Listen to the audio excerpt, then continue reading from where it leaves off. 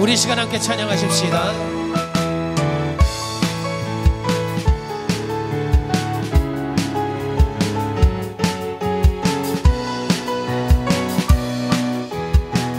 주 하나님, 주 하나님 지으신 모든 세계 내 마음속에 그리워올 때 하늘의 별 울려 퍼지는 예성 주님의 권위 우주의 자 주님의 놓고 주님의 놓고 위대하신 내 영혼이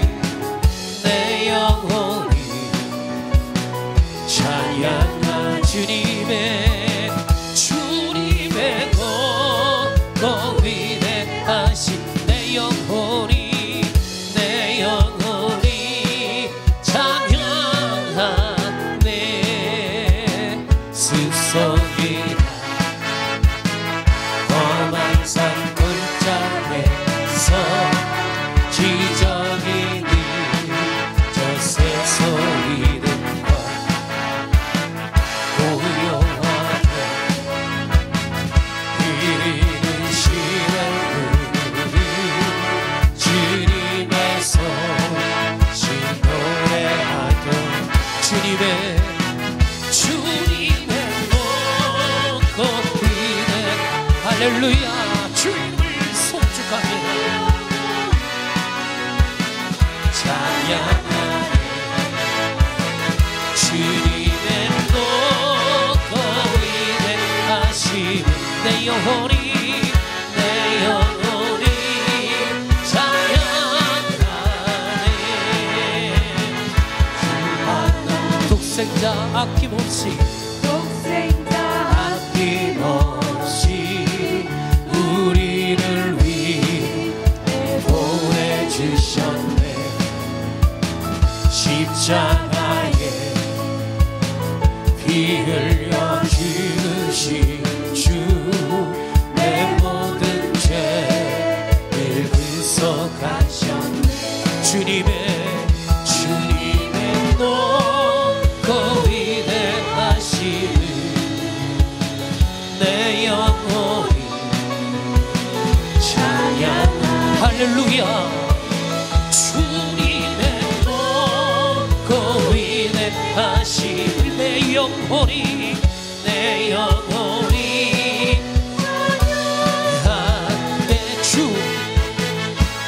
주 예수 세상에 다시 올 때 저정들이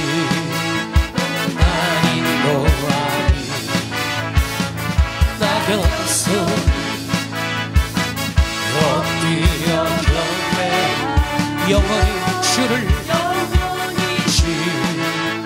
찬양. 우리 큰 소리로 찬양합니다. 주님의 놓고 위대하신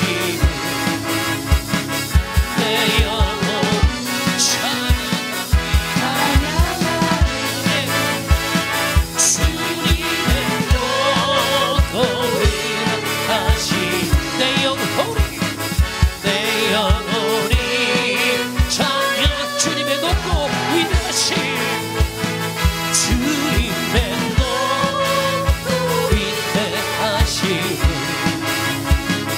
내 영혼이 찬양하네. 주님의 높고 위대하신 내 영혼이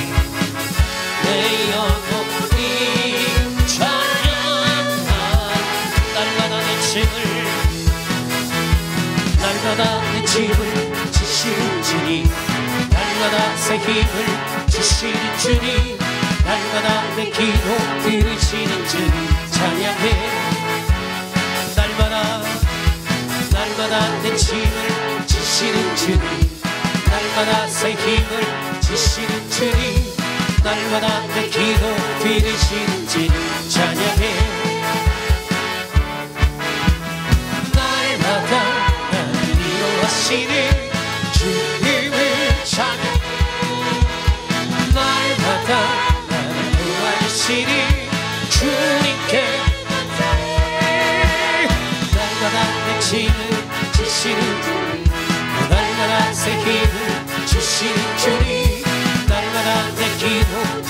베푸시는 주님 찬양해. 날마다 능력을 주시는 주님, 날마다 이적을 행하시는 주님, 날마다 은혜를 베푸시는 주님 찬양해. 날마다 능력을 주시는 주님, 날마다 이적을, 날마다 은혜를 베푸시는 주님 찬양해. 날마다 나와 동행하시는 주님을 찬양해. 날마다 내게 응답하시는 주님께 감사해. 날마다 능력을 주시는 주님, 날마다 이적을 행하시는 주님, 날마다 베푸시는 주님 찬양해. 할렐루야. 아멘.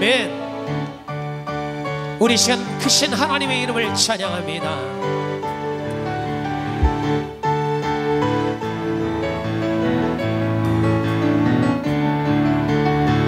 하나님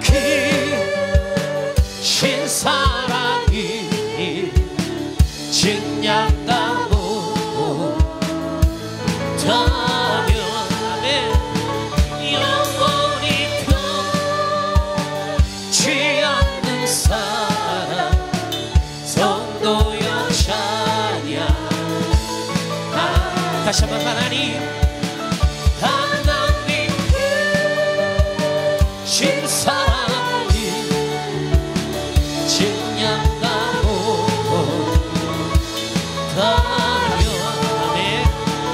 영원히 변치 않는 성도여 찬양. 크신 사랑, 크신 능력, 크신 은혜 찬양해.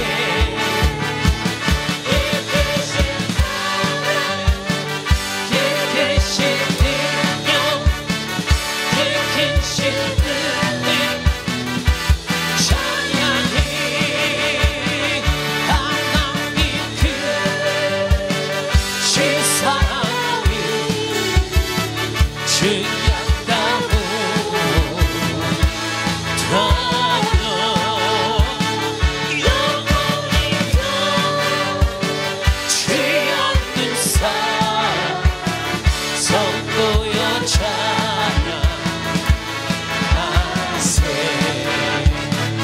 할렐루야. 여러분, 우리는 하나님의 그 크신 사랑을 받았습니다. 이제 우리는 하나님으로부터 받은 그 사랑을 이 세상 가운데 복음을 전하는 것으로 이제 그것을 실천해 나가야 됩니다. 우리 시간 사랑이라고 하는 찬양을 드릴 때 하나님, 오늘 이 말씀과 같은 사랑을 우리가 실천하게 해 주옵소서. 우리 한번 고백하며 찬양하십시다.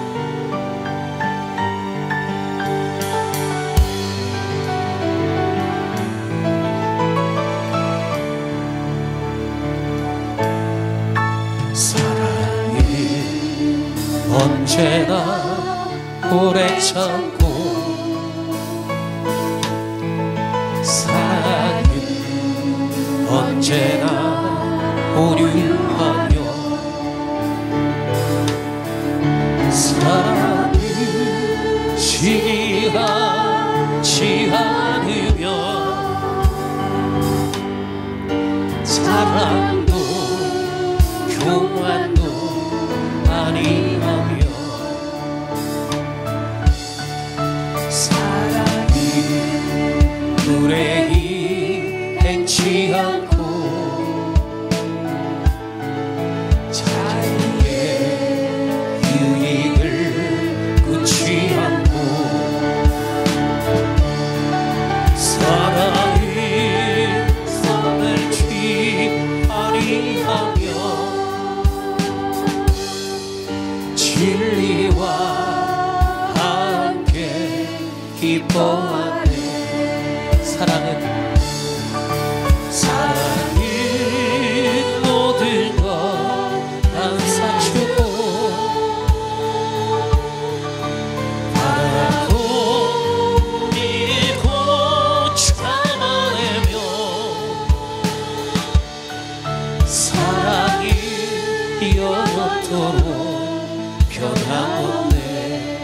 믿음과 소망, 믿음과 소망과 사랑이 이 세상 끝까지 영원하며 믿음과 소망과 사랑 중에 그 중에 제일은 그 중에 제일이 사랑 그 중에 제일은 사랑이라 그 중에 제일은 사랑이라 할렐루야 아멘. 하나님께서 우리에게 주신 말씀 함께 보겠습니다. 창세기 45장 1절에서 11절 말씀입니다. 제가 한 절 읽고 여러분들이 읽습니다.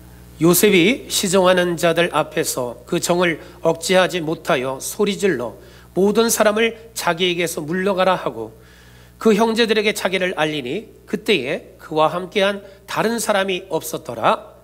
요셉이 큰 소리로 우니 애굽 사람에게 들리며 바로의 궁정에 들리더라. 요셉이 그 형들에게 이르되 나는 요셉이라 내 아버지께서 아직 살아계시나이까. 형들이 그 앞에서 놀라서 대답하지 못하더라. 요셉이 형들에게 이르되 내게로 가까이 오소서. 그들이 가까이 가니 이르되 나는 당신들의 아우 요셉이니 당신들이 애굽의 판자라. 당신들이 나를 이곳에 팔았다고 해서 근심하지 마소서. 한탄하지 마소서. 하나님이 생명을 구원하시려고 나를 당신들보다 먼저 보내셨나이다. 이 땅에 2년 동안 흉년이 있었으나 5년은 밭갈이도 못하고 추수도 못할지라. 하나님이 큰 구원으로 당신들의 생명을 보존하고 당신들의 후손을 세상에 두시려고 나를 당신들보다 먼저 보내셨나니 이리로 보낸 이는 당신들이 아니요 하나님이시라. 하나님이 나를 바로에게 아버지로 삼으시고 그 온 집의 주로 삼으시며 애굽 온 땅의 통치자로 삼으셨나이다. 당신들은 속히 아버지께로 올라가서 아뢰기를 아버지의 아들 요셉의 말에 하나님이 나를 애굽 전국의 주로 세우셨으니 지체 말고 내게로 내려오사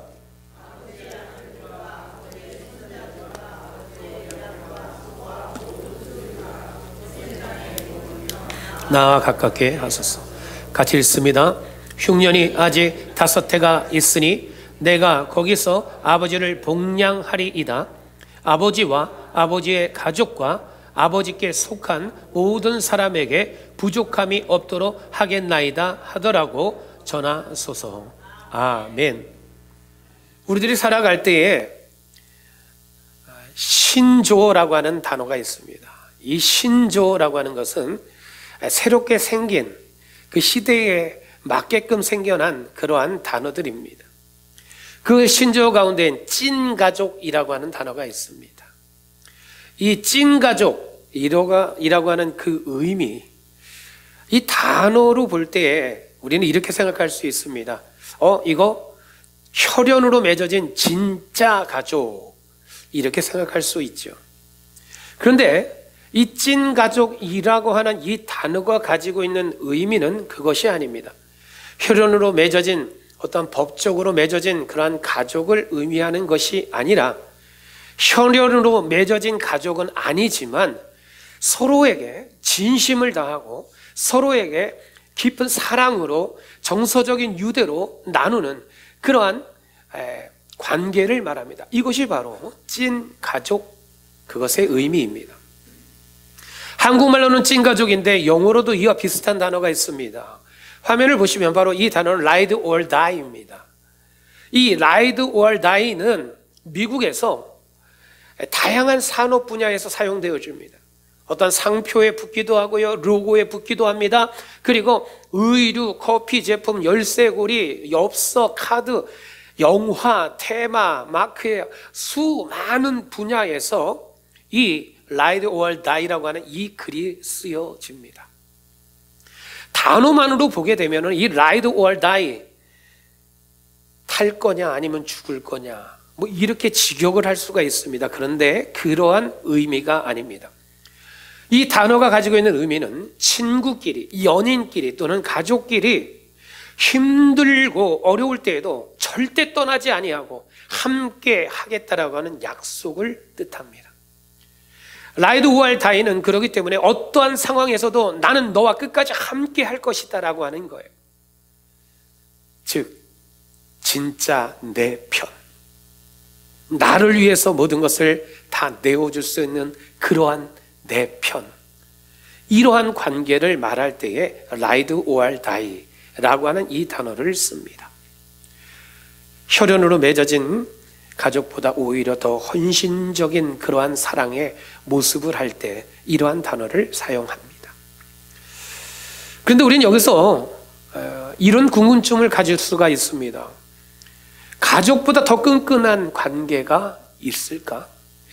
가족보다 나에게 더 헌신적인 사랑을 베풀어줄 그러한 누군가가 있을 수 있나? 혈연으로 맺어진 내 가족이 아닌데 내가 그들을 향해서 전적인 신뢰를 하고 사랑할 수 있는 사람 있을까? 우리는 이런 궁금증을 가질 수가 있습니다. 그러나 좀 전에 말씀을 드렸던 이 두 가지의 단어를 통해서 우리는 이미 결론이 됩니다. 찐사랑, 라이드 오얼 다이라고 하는 이 단어가 표현하고 있는 것처럼 혈연이 아니더라도 우리들은 우리 주변에 가족보다 더 끈끈하고 더 헌신적이고 더 희생적이고 더 많은 사랑을 나누어주는 그러한 대상들이 있다라는 것을 알 수가 있습니다. 성경에서도 혈연 관계는 아니지만 신앙과 믿음 가운데에서 이러한 가족과 같은 이들이 있습니다.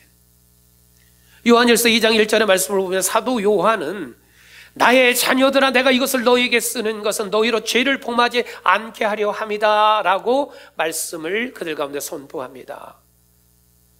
사도 요한은 초대 교회 성도들에게 나의 자녀들아 라고 그들을 부르면서 그들이 죄를 범하지 않기 위해서 간절한 마음을 가지고 그들을 부르고 또 부릅니다. 사도 바울도 그렇습니다. 사도 바울은 결혼을 안 했습니다. 그런데 그에게는 세 아들이 성경에 보니까 기록되어져 있죠. 복음으로 믿음 가운데 낳은 아들 디모데, 디도, 오네시모가 바로 그들입니다. 이처럼 믿음의 공동체 안에서 만난 그러한 지체들은 그리스도 안에서 영적 관계, 가족 관계를 이루어 가게 됩니다. 그리스도의 사랑으로 맺어진 믿음의 가족이 됩니다. 그렇기 때문에 오늘 우리 사랑의 교회 또한도 그리스도의 사랑 안에서 신앙과 믿음 가운데서 한 가족으로 서로 사랑하고 헌신하며 돌보며 신뢰할 수 있는 관계인 줄 믿습니다. 그런데 혈연으로 맺어진 가족 가운데에도 오히려 남보다 못한 이들이 있습니다. 남보다 못한 사이가 되어져 버립니다. 겉으로는 가족인 것 같습니다. 그런데 그들 안에 있는 모습들을 보면 신뢰가 깨져 있습니다. 애정이 다 깨어져 있습니다. 너무나 차갑습니다. 날카롭습니다. 오히려 가족이 아닌 사람들보다도 더 냉담한 그런 관계가 되어버립니다. 그래서 그러한 사람들이 뭐라고 얘기합니까? 아이고 차라리 남이었으면 좋았을걸, 이런 말을 하기까지 합니다. 다 깨지고 흩어지고 틀어진 상태를 말합니다. 이렇게 남보다 못한 가족들이 있습니다. 가족임에도 불구하고 말이죠. 오늘 성경에 기록되어져 있는 가족이 바로 그러한 모습을 보여주고 있습니다. 바로 요셉의 가족입니다. 화면을 함께 보시면 요셉의 가족은 형들과 이 요셉의 사이에 시기와 질투가 있었습니다. 형들이 바로 그 동생 요셉을 시기하고 질투합니다. 그래서 그 동생 요셉을 구덩이에 던져버렸습니다. 그것으로 끝나지 않습니다. 그곳을 지나가는 미디안 상인을 보고 그 동생 요셉을 은 20냥에 팔아 넘겨버립니다. 미디안 상인들은 그 요셉을 데리고 가다가 애굽으로 가서 보디발 장군의 노예로 다시금 팔아버립니다. 요셉은 가족인 형들에게 이러한 일을 당했을 때 얼마나 가슴이 아팠을까요? 얼마나 큰 배신감을 느꼈겠습니까?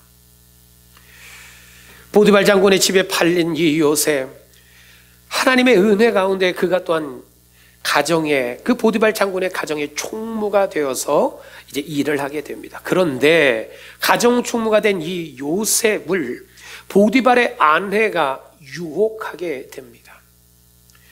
그러나 요셉은 그 유혹 가운데에서 이렇게 하나님의 말씀을 선포합니다. 내가 어떻게 이 큰 죄악을 행하여 하나님 앞에서 죄를 짓겠습니까? 그러면서 보디발 장군 아내의 유혹을 단호하게 뿌리칩니다. 거절합니다. 그리고 그 자리에서 도망쳐 버립니다. 그런데 보디발 장군 아내가 그 가운데 오히려 요셉이 자기를 겁탈하려고 했다라고 하며 누명을 씌웁니다. 그래서 요셉은 결국 감옥에 갇혀 버립니다. 감옥으로 간 이 요셉은 거기서도 사람에게 인정을 받죠. 간수장이 그를 인정해 줍니다. 그래서 간수장 아래에서 무엇을 합니까? 죄수들을 돌보는 그런 재반 업무를 담당하게 됩니다. 그러다가 요셉은 그 감옥에 술 맡은 관원장이 있었는데 그 관원장이 꿈을 꾸게 되었습니다. 그런데 술 맡은 관원장의 꿈을 해석해 주고 그 술 맡은 관원장은 해몽해 준 그대로 사면을 받아서 다시금 복직되게 됩니다.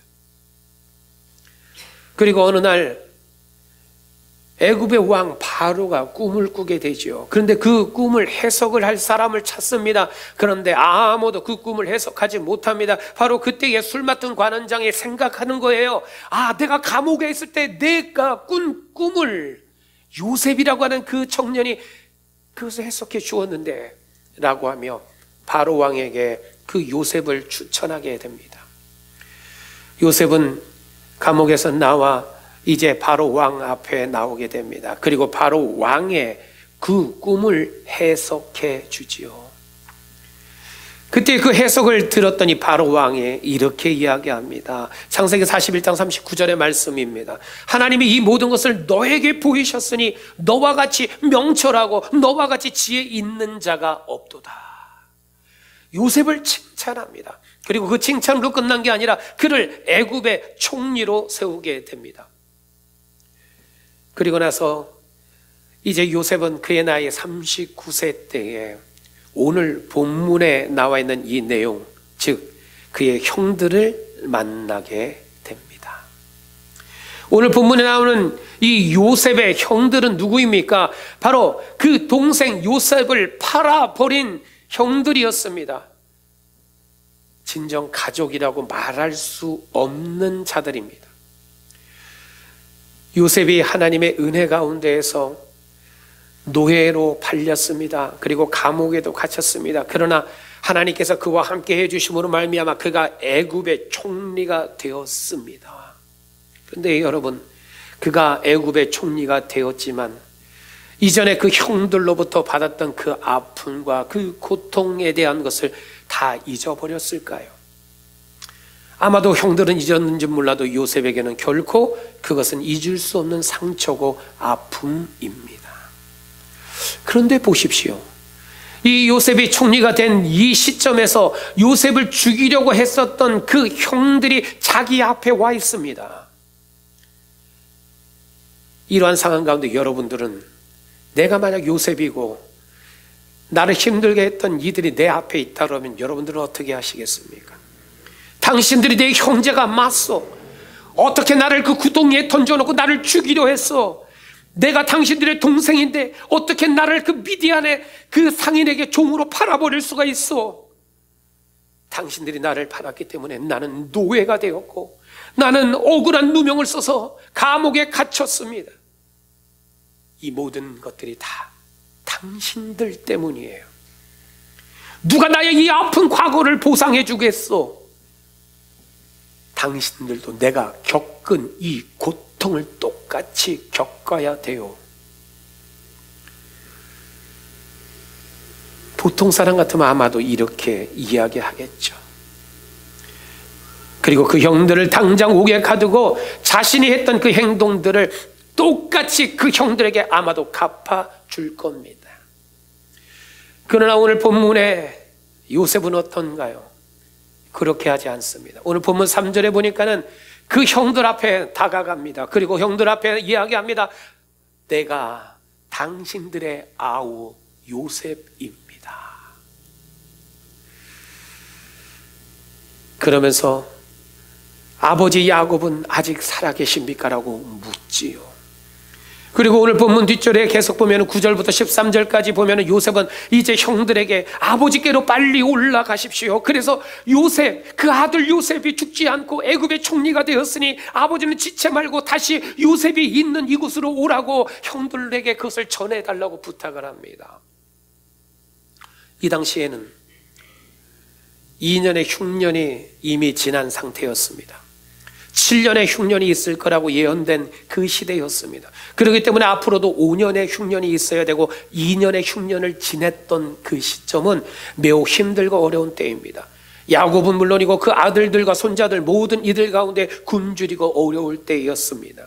그런데 그 가운데 오늘 본문 11절에 요셉은 뭐라고 말합니까? 내가 아버지를 봉양할 것입니다. 그뿐만이 아니라 야곱의 아들들과 손자 그리고 그 아버지에게 속한 모든 사람들에게 부족함이 없도록 할 것입니다. 요셉은 그러한 약속을 하게 됩니다. 여러분 보세요. 사실 형들은 요셉에게 남보다도 못한 이들이었습니다. 아니 원수와 같은 이들입니다.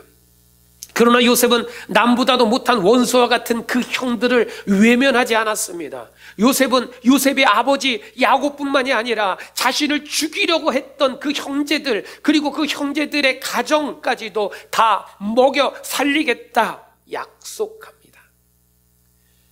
창세기 46장에 요셉은 요셉의 아버지 야곱을 만나게 되고 요셉은 자신이 약속했던 그 약속 그대로 야곱과 그 아들들과 그 아들의 모든 가족을 책임지고 돌보게 됩니다. 여러분 오늘 본문의 이 요셉에게 있어서 이러한 모습이 이러한 사랑과 이러한 용서와 이러한 베품과 이러한 너그러운 마음이 어떻게 있을 수 있을까요? 다름이 아니라 이것은 요셉의 신앙 때문입니다.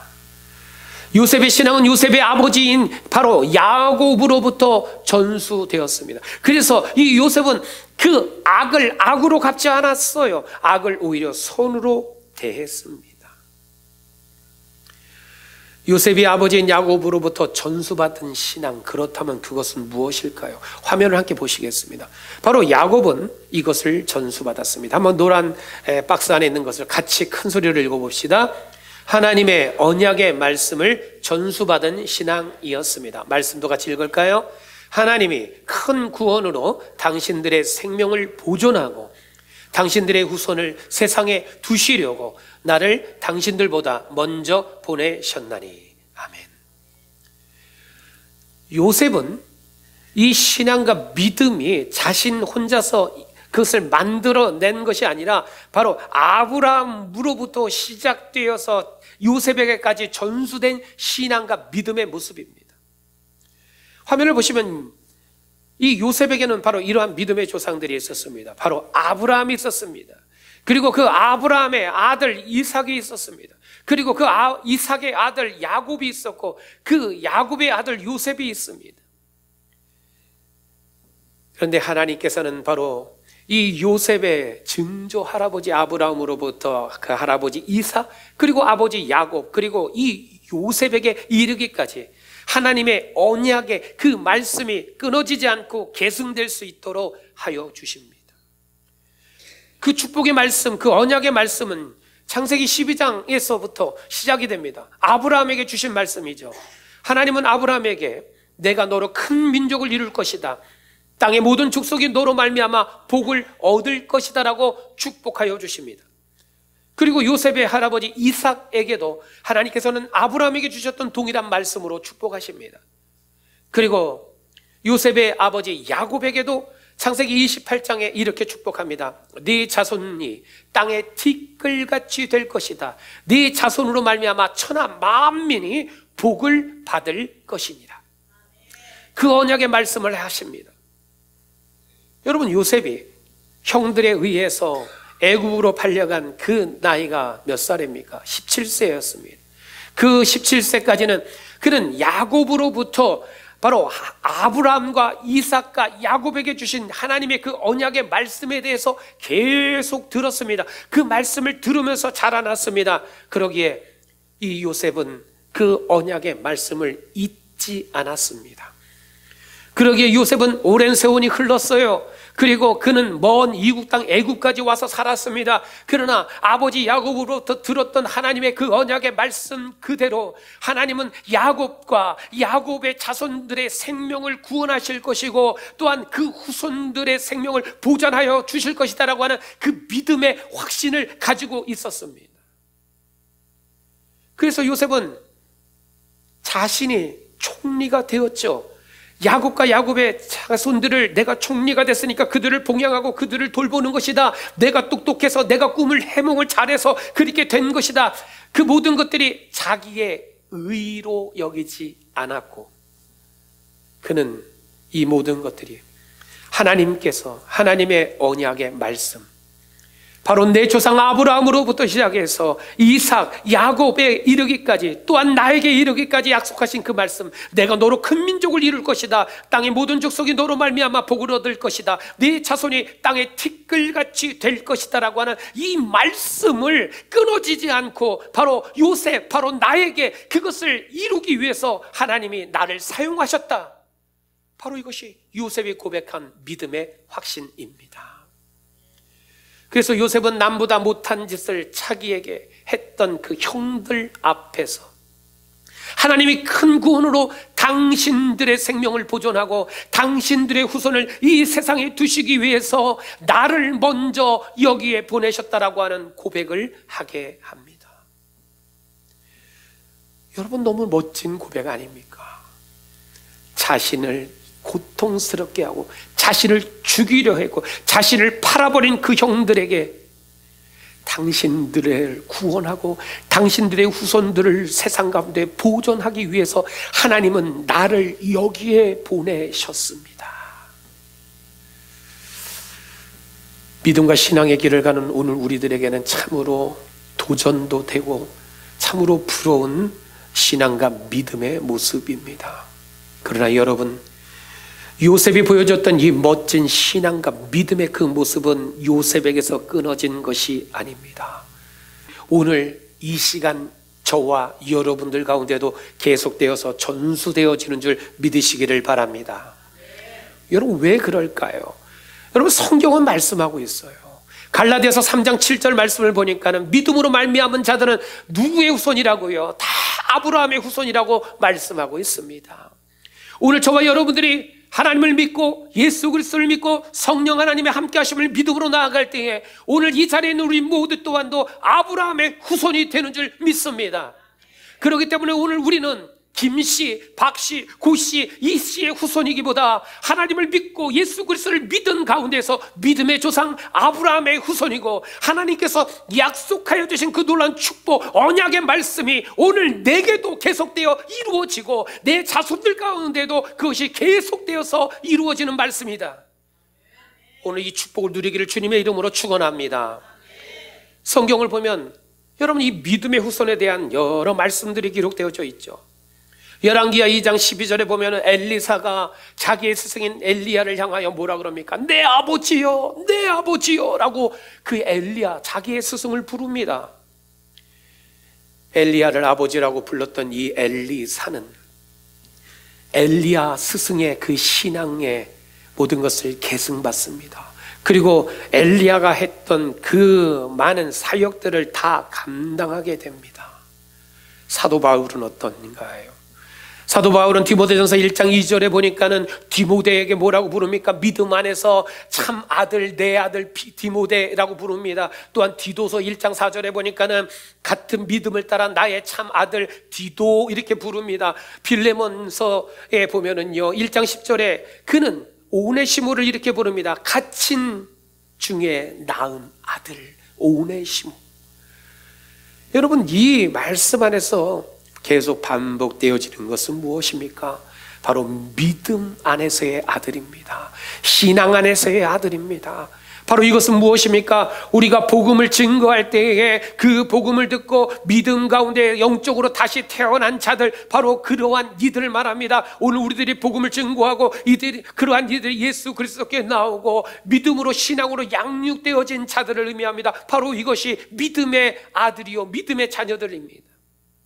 그래서 우리는 그저 전도한 것으로 끝나는 것이 아니라 전도한 이들 가운데 그들이 제자로 훈련되어지고 그들이 양육되어질 때 그들이 영적인 자녀된 삶을 살게 되는 것이고, 그들이 더욱더 이제 성장되어져 가며 복음 사역을 위해 힘쓰고 교회 사역을 위해 힘쓰는 그러한 이들로 살아갈 때에 더욱더 성숙한 영적 자녀의 모습으로 되어져 가는 것이고, 그러한 관계가 바로 복음 중심의 그러한 신뢰와 믿음의 관계, 오늘 본문에 말씀하고 있는 바로 믿음의 자녀의 모습입니다. 여러분, 이것이 바로 영적 계보의 핵심입니다. 하나님의 말씀 안에서, 믿음 안에서 되어지는 영적 계보. 그러기에 하나님께서 우리를 믿음의 반열 가운데 먼저 우리를 서게 하신 것, 하나님께서 우리를 사랑의 교회에 먼저 나오게 하신 것, 하나님께서 저와 여러분들 가운데 권세를 주신 것, 하나님께서 우리들 가운데 물질을 주신 것, 하나님께서 우리 가운데 건강을 주신 이 모든 것은 너 잘 먹고 잘 살아라 라고 하는 것이 아니라, 오늘 말씀과 같이 하나님께서 믿음의 후손들의 생명을 구원하라고, 이 땅 가운데 그들을 더욱더 보존케 하라고 오늘 우리들을 먼저 보내주셨고, 오늘 우리를 세워주셨고, 오늘 우리 가운데 모든 것을 채워주시는 줄 믿습니다. 여러분, 그러기에 오늘 여기 이 자리에 있는 우리 모두는 요셉과 같이 믿음의 계보를 이어가야 합니다. 또한 사랑의 교회가 이 믿음의 계보를 계속 이어갈 수 있도록 우리는 우리의 자손들에게 신앙의 유산을 남겨야 됩니다. 그러기 위해서 우리는 아브라함, 이삭, 야곱에 이르기까지, 그리고 요셉에 이르기까지 그 언약의 성경 말씀을 그들이 계속 가르쳐주고 그들 가운데 심어주었던 것처럼 우리 또한도 언약의 말씀을 우리 자손들에게 또한 믿음의 자녀들 가운데 심어주어야 됩니다. 말씀이 심겨진 자들은, 믿음의 유산을 이어받게 되고 믿음의 유산을 받은 자녀들은 요셉이 야곱에게 그랬던 것처럼 믿음의 선조를 사랑하고 존경하게 됩니다. 오늘 그것이 요셉이 그 아버지 야곱에게 보였던 모습입니다. 저의 가정은 중조부 때부터 믿음과 신앙의 삶을 살아왔습니다. 저희 조부는 장로님으로 헌신하다가 침상에서 무릎 꿇고 기도하는 그 모습으로 하나님의 부르심을 받으셨습니다. 저희 부친은 목사님으로 헌신하다가 세브란스 병동에서 마지막 많은 그 암병자들을 찾아다니면서 그들 가운데 복음을 증거하시다가 하나님의 부르심을 받으셨습니다. 그리고 저 또한도 부친의 신앙을 이어받아서 목회의 길을 가고 믿음의 계승을 이어가고 있습니다. 그리고 저의 두 아들 또한도 바로 5대째 믿음의 계보를 이어가고 있습니다. 저의 가정에는, 저에게는 세상적인 자랑거리는 내세울 것은 아무것도 없습니다. 돈도 명예도 권력도 아무것도 없습니다. 그러나 제게는 믿음의 가문, 믿음의 계보가 자랑거리입니다. 여러분, 그 믿음의 계보 가운데 내가 속해 있던 것이 얼마나 큰 감사요 기쁨이 되는지, 여러분, 오늘 이 자리에 있는 우리 모두들 가운데에 이 믿음의 계보가 계속되어지기를 주님의 이름으로 축복합니다. 그런데 이것이요, 우리가 마음먹은 대로 잘 되지 않아요. 믿음의 계보를 잇는 것이 쉽지 않아요. 왜 그렇습니까? 부모 세대는 열심히 믿는데 그 자녀들 가운데 그것이 끊어져 버릴 때가 많아요. 이스라엘의 역사도 그런 것을 보여줍니다. 열왕기서를 보면은 믿음의 계보가 끊어져 버리는 그 수많은 모습들을 보여줍니다. 왜 그럴까요? 사단마귀는 하나님으로부터 우리를 멀어지게 합니다. 온갖 죄악의 길을 가게 만들어 버립니다. 사단마귀는 구원자 되시는 예수 그리스도 앞에 우리가 나가지 못하게 합니다. 그 예수 그리스도를 믿지 못하고 오히려 부인하게 만들어 버립니다. 사단마귀는 우리 가운데 성령 충만 받지 못하도록 합니다. 오늘 우리들이 그래서 거룩한 삶을 살지 못하도록 우리를 넘어뜨립니다. 그래서 오늘 우리는 언약의 약속 가운데 믿음과 신앙의 길을 가지 못하도록 하게 합니다. 그러나 우리가 기도 가운데 우리의 자녀들 가운데 하나님의 언약의 말씀을, 믿음의 자녀들 가운데 언약의 말씀을 심어주고 가르치고 그들 가운데 양육하며 나아갈 때에 오늘 그러한 자녀들 가운데는 사단마귀의 그 어떠한 계력 가운데도 그 언약의 말씀이, 그들 가운데 심겨진 말씀이 그들 가운데 중심이 되어서 자루나 우러나 치우치지 않고 흔들리지 않고 넘어지지 않은 줄 믿습니다. 또한 세대를 잇는 그러한 믿음의 자녀들로 양육된 이들은 신앙의 유산이 얼마나 소중한 것인지를, 존귀한 것인지를 알기 때문에 그 믿음의 부모들을 향하여 오늘 본문에 요셉이 그 아버지 야곱에게 했던 것처럼 존경하는 것이고 존귀히 여기게 됩니다. 오늘 여기에 모인 우리 사랑의 교회 모든 가족이 우리는 아브라함의 후손들이기에, 저와 여러분들 또한도 믿음 안에서 아브라함의 후손이기 때문에 오늘 이 자리에 있는 우리 모두는 찐 가족인 줄 믿습니다. 우리 옆에 있는 분들하고 한번 이렇게 인사할까요? 당신은 나의 가족입니다. 그리고 오늘 우리는 아브라함과 이삭과 야곱, 요셉, 그리고 이제 저와 여러분들 가운데 전수되어진 이 언약의 말씀, 하나님이 그 큰 구원으로 당신들의 생명을 보존하고 당신들의 우선을 이 세상에 두시기 위하여 나를 당신들보다 먼저 보내셨습니다라고 하는 이 요셉의 이 고백이 오늘 저와 여러분들의 고백이 되어서, 하나님 그렇습니다, 오늘 나를 먼저 여기에 보내시고 나를 먼저 예수 그리스도를 믿게 하시고 나를 먼저 세워주신 것은 바로 생명을 보존하기 위한 것이고, 오늘 우리 후손들 가운데에 믿음으로 하나님의 자녀된 삶으로 살아가라고 오늘 이 땅에 세워두시기 위함인 줄 믿습니다. 그러기 위해 여러분들, 오늘 우리는 다른 것 아닙니다. 세상의 것 그들 마음에 심어주는 것 아닙니다. 오늘 하나님의 언약의 말씀을 우리 자녀들 가운데 심어주고, 그러한 오늘 우리 모든 가정과 우리 사랑의 교회 가운데에 날마다 아름다운 믿음의 신앙의 양육함이 이루어지고, 그러한 믿음으로 자라나는 우리 모든 우리 사랑의 교회 공동체 자녀들은 믿음의 부모인 우리 모두를 사랑하고 존중하고 그 아름다운 믿음의 계보, 그 아름다운 언약의 계보, 그 아름다운 신앙의 계보가 끊어지지 않고 주님 오시는 그날까지 계속될 수 있기를 주님의 이름으로 축복합니다.